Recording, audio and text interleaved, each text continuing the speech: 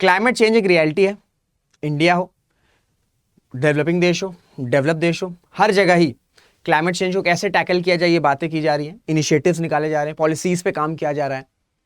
पर ये जो क्लाइमेट चेंज की टेक्नोलॉजी को अडेप्ट करने की बात है, इसमें एक इकोनॉमिक कॉस्ट भी इन्वॉल्व होता है, क्योंकि आपको सारी चीजें चेंज करनी पड़ेगी। उस चीजें जो ट्रेडिशनली आपकी इकोनॉमी रन कर रही है उससे आपको चेंज होना पड़ेगा, ट्रांजिट होना पड़ेगा। ठीक है, ये सडन नहीं होगा, ग्रेजुअल होगा, पर आपको एट लास्ट आपको चेंज होना पड़ेगा। तो इसी वजह से इसकी एक इकोनॉमिक कॉस्ट है। अब भारत में क्लाइमेट चेंज की टेक्नोलॉजी को अडेप्टेशन में कॉस्ट है 85.6 लाख करोड़ 2030 तक, और यह बताया आरबीआई की रिपोर्ट ने। साथ ही साथ इस आरबीआई की रिपोर्ट ने यह भी बताया कि किस तरीके से भारत का जो टारगेट है 2070 का, कि नेट जीरो तक पहुंचना है, ठीक है, net zero in terms of carbon emissions, वो किस तरीके से हम अचीव कर सकते हैं, क्या क्या इसमें फाइनेंशियल हेल्प की जा सकती है, किस तरीके से फाइनेंशियल सेक्टर्स मदद करेंगे to achieve that target of 2070। ये सारी चीजें जो है इस आरबीआई की रिपोर्ट में मेंशन की गई है। So hello everyone, this is Rishabh Singh and I welcome you all on study IQ pieces platform. और आज हम यही देखेंगे कि आरबीआई ने एक रिपोर्ट रिलीज की है जिसमें इन्होंने डायरेक्टली कोट किया कि adapting to climate change to cost India 85.6 lakh crore by 2030। इस रिपोर्ट में सारी चीजें बताई गई हैं कि किस तरीके से कितना इन्वेस्टमेंट या कितने फाइनेंशियल जो पैसे वो लगेंगे, कितने % ऑफ जीडीपी लगने चाहिए, कितना अगर हम पैसा लगाएंगे तो हम 2070 तक जो है अपना नेट जीरो का जो टारगेट वो अचीव कर सकते हैं। तो ये सारी चीजें समझेंगे। प्री के लिए भी इंपॉर्टेंट है क्योंकि आपसे एज इट इज रिपोर्ट पूछी जा सकती है, ठीक है, रिपोर्ट का नाम पूछा जा सकता है, और मेंस में आप इस फाइल को या ये जो रिपोर्ट आई है इसको आप कोट कर सकते हो as it is. So it is very important, it is very beneficial both for your prelims as well as for your mains. तो सबसे पहले तो ये जानिए कि रिपोर्ट का नाम क्या है, ठीक है, आपसे एज इट इज प्रीलिम्स से पूछा जा सकता है। तो रिपोर्ट का नाम है करेंसी एंड फाइनेंसेस 2022-2023। किसके द्वारा लॉन्च किया गया? ये किया गया है रिजर्व बैंक ऑफ इंडिया, ठीक है, reserve bank of India, RBI के द्वारा रिपोर्ट जो है रिलीज करी गई। उस रिपोर्ट का नाम है, it is important for prelims, मैंने लगा दिया है, एस्ट्रिक भी लगा दिया है, करेंसी एंड फाइनेंस, ठीक है, ये रिपोर्ट है। ये किसके द्वारा रिलीज करी गई है? आरबीआई के द्वारा। ये प्रीलिम्स पॉइंट हो गया। अब हम इसकी एनालिसिस देखते हैं, अब इस रिपोर्ट को डिकोड करने की कोशिश करते हैं, समझने की कोशिश करते हैं। तो इस रिपोर्ट में जैसे कि मैंने आपको बताया कि 2030 तक भारत को इकोनॉमिक कॉस्ट जो लगेगी adapting to climate change technologies वो रहेगी 85.6 लाख करोड़, ठीक है, 85.6 लाख करोड़। ये आरबीआई ने अपनी रिपोर्ट में कोट किया है। साथ ही साथ आरबीआई ने यह भी बताया है कि अगर भारत को अपना 2070 का, देखो ये भी प्रीलिम्स का क्वेश्चन बनता है, आपसे एज इट इज पूछा जा सकता है कि इंडिया ने नेट जीरो का टारगेट, ठीक है, नेट जीरो का target in terms of carbon emissions किस ईयर में सेट किया है? तो वो ईयर है 2070, ठीक है, 2070 में हम ये टारगेट जो है अचीव करने की कोशिश करेंगे, ये जो है डिसाइड किया गया। तो ये भी आपसे प्रीलिम्स से पूछा जा सकता है।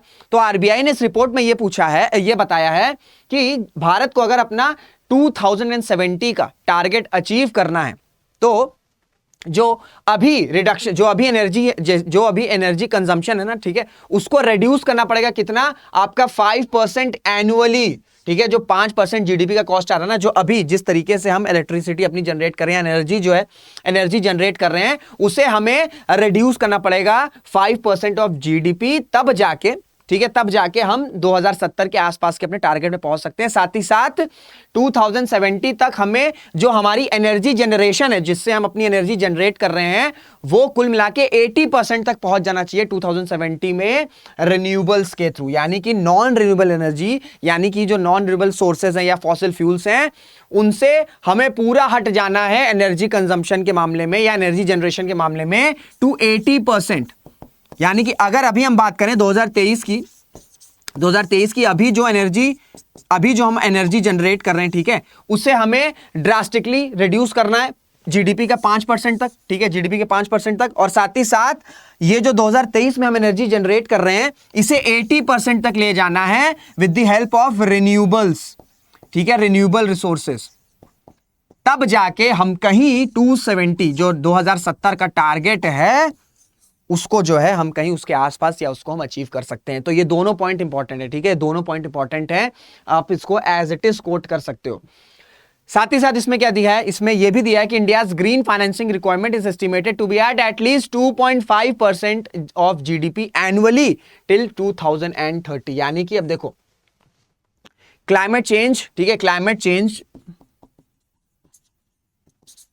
क्लाइमेट चेंज की टेक्नोलॉजी को अडेप्ट करने में, ठीक है, क्लाइमेट चेंज की टेक्नोलॉजी को अडेप्ट करने में, ठीक है, अडेप्ट करने में क्या होगा, ग्रीन फाइनेंसिंग लगेगी, ठीक है, ग्रीन फाइनेंसिंग लगेगी, ये बताया गया। क्योंकि अभी जो है ना, ये जो क्लाइमेट चेंज की टेक्नोलॉजी अडेप्टेशन की बात हो रही है, इसमें हमें अभी प्रेजेंट में इंफ्रास्ट्रक्चर गैप्स है, क्योंकि एनर्जी जनरेशन तो वही बहुत टाइम से वही प्रोसेस पे चल रही है। अब हमें अगर चेंज करना है, ठीक है, अब हमें स्विच करना है, हमें ट्रांजिट करना है, तो हमें अब उसके इंफ्रास्ट्रक्चर को भी तो प्रिपेयर करना पड़ेगा। तो उस इंफ्रास्ट्रक्चर गैप को रिड्यूस करने के लिए कितना अमाउंट लगेगा, वो है आपका 2.5% ऑफ जीडीपी, और एनुअली ये खर्च करना पड़ेगा, एनुअली इतना इन्वेस्ट करना पड़ेगा टिल 2030, ताकि जो इंफ्रास्ट्रक्चर गैप है जो कि क्लाइमेट इवेंट से हो गए हैं उसे फुलफिल करने में मदद करेगा, और ये ग्रीन फाइनेंसिंग जो है ना उसमें हेल्प करेगा, और फिर हम अल्टीमेटली 2070 तक अपने नेट टारगेट को अचीव कर सकते हैं, और ये कैसे होगा, ये होगा आपका फाइनेंशियल सेक्टर्स के थ्रू, फाइनेंशियल रेगुलेटर्स के थ्रू, आरबीआई के थ्रू, ठीक है, आरबीआई के थ्रू।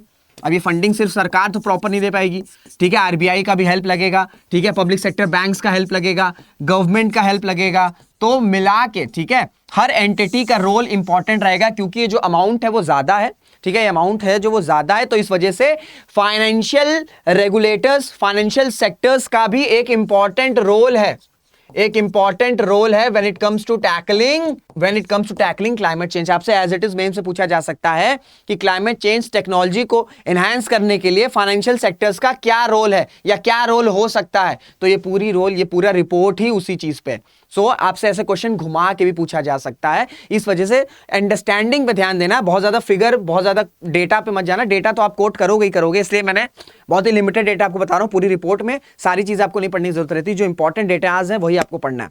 साथ ही साथ ये भी बताया गया है इस रिपोर्ट में कि ये जो स्ट्रेस आएगा ना वो आपका क्लाइमेट चेंज के ये जो क्लाइमेट स्ट्रेस टेस्ट होगा, इसमें जो पब्लिक सेक्टर बैंक्स हैं, ठीक है, उन पे ज्यादा इफेक्ट पड़ेगा रादर देन और कंपेरेबल टू प्राइवेट बैंक्स। इस वजह से public sector banks, financial bank, RBI, financial sectors, इन सब का एक इंपॉर्टेंट रोल है to fuse that India's green financing, ठीक है, तब हम जाके एक सस्टेनेबल टारगेट्स को अचीव कर सकते हैं। और एट लास्ट आपको पता ही है कि सेंट्रल बैंक्स का रोल रहेगा, ठीक है, सेंट्रल बैंक्स का रोल रहेगा, मैंने आपको बताई दिया, आरबीआई का रोल रहेगा, ठीक है, सेंट्रल बैंक्स का रोल रहेगा, पब्लिक सेक्टर बैंक्स का रोल रहेगा, साथ ही साथ एक बैलेंस्ड पॉलिसी भी जरूरी रहेगी। हमने टारगेट सेट कर दिया 2070 का, ठीक है, हमने टारगेट सेट कर दिया 2070 का। अब टारगेट सेट करने से तो चीजें नहीं अचीव होती ना, एक प्रॉपर पॉलिसी रिक्वायर्ड रहेगी, that two of long term, क्योंकि हम अभी की बात नहीं कर रहे हैं, हम 2070 की बात कर रहे हैं, ठीक है, 2070 में पता नहीं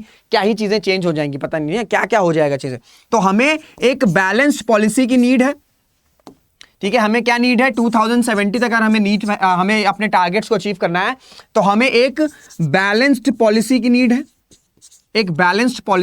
है, प्लस हमें इन्वेस्टमेंट की नीड है, जो कि आपके फाइनेंशियल सेक्टर्स या फाइनेंशियल रेगुलेटर से आएगा, ठीक है, फाइनेंशियल रेगुलेटर्स और या बैंक्स या आरबीआई के थ्रू आएगा। तो जब ये दोनों का मिक्स होगा तब जाके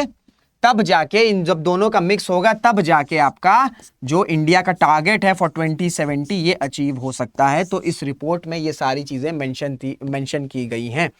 तो मेंस के लिए इंपॉर्टेंट है, आप इस एज इट इज रिपोर्ट को कोट कर सकते हो, क्वेश्चन घुमा के पूछा जा सकता है कि फाइनेंशियल सेक्टर्स का क्या रोल हो सकता है इन टैकलिंग क्लाइमेट चेंज, तब आप ये रिपोर्ट को कोट कर सकते हो। साथ ही प्रीलिम्स में भी ये सारी चीजें पूछी जा सकती हैं, तो एक इंपॉर्टेंट टॉपिक था और आसानी से मैंने कोशिश करी कि आपको जो भी टेक्निकल टर्म्स है वो इजीली आपको समझा दूं, और उम्मीद करता हूं आपको चीजें समझ में आई होंगी। अगर कोई डाउट रह भी जा रहा है तो आप अपने डाउट्स को कमेंट में पिन डाउन कर सकते हो। और एक इन्फॉर्मेशन दूंगा सेशन को एंड करने से पहले कि स्टडी IQ ने P2I बैच 2 जो है वो लॉन्च कर दिया फॉर 2024।